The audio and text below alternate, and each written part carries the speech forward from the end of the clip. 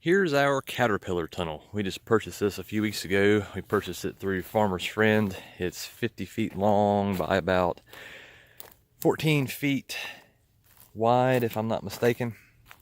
That's worked out pretty good. We've had a pretty cold night last night. It was about 23 degrees Fahrenheit here.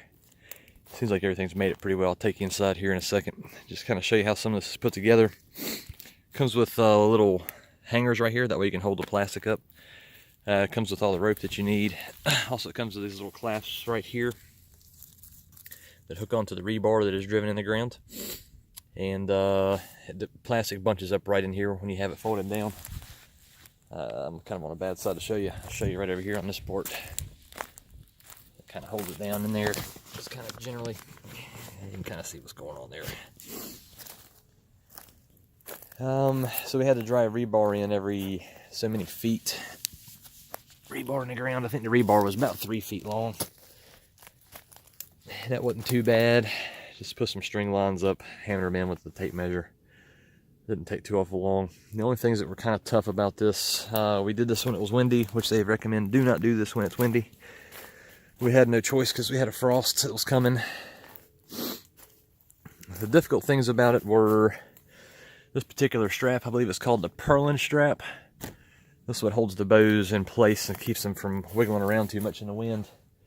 The strap was a little bit too short. They said to put the T-bar posts that are on the outside. I'll show you that here in a second. To have them about 10 to 12 feet apart from the, from the last bow. And we just barely had enough of that to make it work. And it was a little bit difficult to do this with all the stuff in here as well. Kind of had to really watch where you were stepping. And I'm about 6'2", so reaching up to the top was a little bit difficult. I'd say it's probably about between 7 feet and 7.5 feet high. They recommend a step ladder, but I was just barely able to do it by myself as far as getting that purlin strap on there. So it's been pretty good. We've had some pretty windy events going on here. Let me take you around the other side here. Some pretty windy events, and it hasn't blown away yet. And I want to show you a little bit of damage in there. Do that. Some of the crops in there from where it got so cold had just a slight touch, a little bit of frozenness to them. I'm pretty sure they'll recover. We're not supposed to get that cold again for a while, if I'm not mistaken. But there's the T-bar post. You bunch it up down here at the end. Take a string, tie it to the T-bar post. That way it doesn't blow away. We also stuck a little bit of wood on the end just to make sure that make sure the wind doesn't get up underneath of it.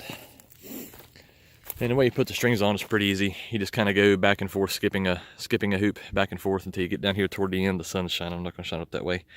Go back and then go back and forth all the way through here doing it. Farmer's Friend has instructional videos about how to handle that situation with the installation. And I'll show you the other end here, just because we had some wood chips down on this end as we're trying to make the garden a little bit bigger. We just wound up shoveling some wood chips on it, just like another couple pieces of firewood there. And then there's the T-bar post on this end as well. The wind primarily blows from this direction toward the other side of the tunnel. It's kind of more of in that direction, I guess you could say. So I was a little bit more worried about this end getting wind up underneath of it and turning this thing into a great big sail. So anyway, once again, I bought this from Farmer's Friend. They were awesome to deal with.